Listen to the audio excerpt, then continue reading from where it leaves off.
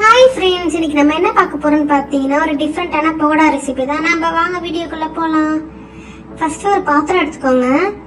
அதில் வெங்காயம் நல்லா நீல வாக்கில் கட் பண்ணி வச்சுக்கோங்க. ரொம்ப தடியாக கட் பண்ணாதீங்க, ஓரளவுக்கு மெலிசாக கட் பண்ணி எடுத்துக்கோங்க. அது கூடவே கருவேப்பிலை பொடியாக கட் பண்ணி போட்டுக்கோங்க. அப்போதான் நல்லா இருக்கும்.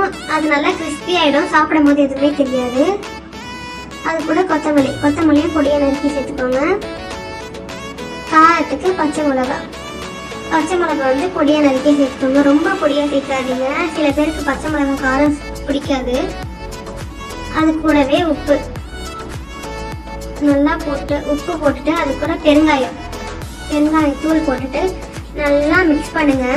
அந்த வெங்காயத்து கூட அந்த காரம் எல்லாம் இறங்கணும், அந்த பெருங்காயம் உப்பு எல்லாம் இறங்கணும். இப்போ நீங்கள் உப்பு போட்டு பிசைஞ்சிங்கன்னு வைங்களேன் வெங்காயத்தில், அதில் இருக்க தண்ணியெலாம் வெளியே வரும்.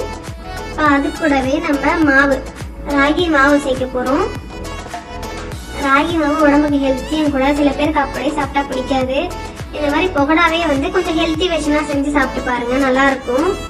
அரிசி மாவு சேர்த்துக்கோங்க. இது கூட ஆயில் ஐட்டம்ஸ் கெடுதல் தான், ஆனால் வாரத்துக்கு ஒரு வாட்டி செஞ்சு சாப்பிடலாம் எப்பயாவது.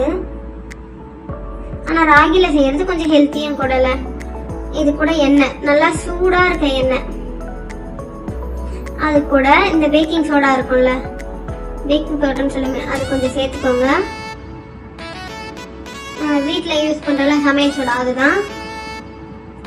இது எல்லாத்தையும் நல்லா மிக்ஸ் பண்ணிக்கோங்க. இப்போ அந்த எண்ணெய் அப்புறம் வந்து அந்த ஆனியனில் தண்ணி இருக்கும்னு சொன்னல, அதெல்லாம் வந்து கொஞ்சம் இதுவாகிற அளவுக்கு நல்லா மிக்ஸ் பண்ணிக்கோங்க.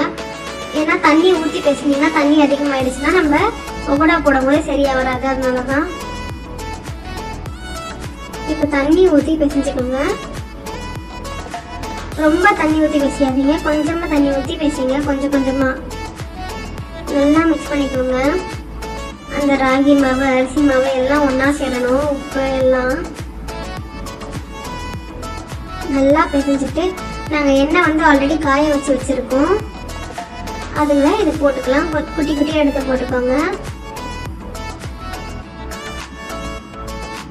நல்லா ரெண்டு பக்கமும் திருப்பி விடுங்க. நல்லா ரெண்டு பக்கமும் திருப்பி விட்டு கலர் சேஞ்ச் ஆகும்.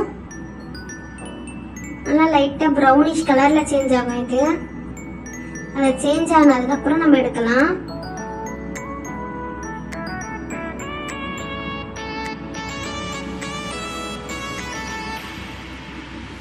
இதை பாருங்க,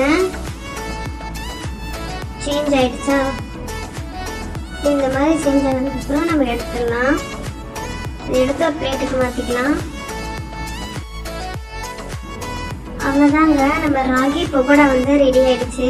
இதை ஒரு வாட்டி ட்ரை பண்ணி பாருங்க, ரொம்ப டேஸ்ட்டாக இருக்கும். ட்ரை பண்ணி பார்த்துட்டு எங்கள் கமெண்ட்ஸில் எப்படி இருக்குன்னு சொல்லுங்கள். இந்த வீடியோ உங்களுக்கு பிடிச்சிருந்தா லைக் பண்ணுங்கள், கமெண்ட் பண்ணுங்கள், ஷேர் பண்ணுங்கள்.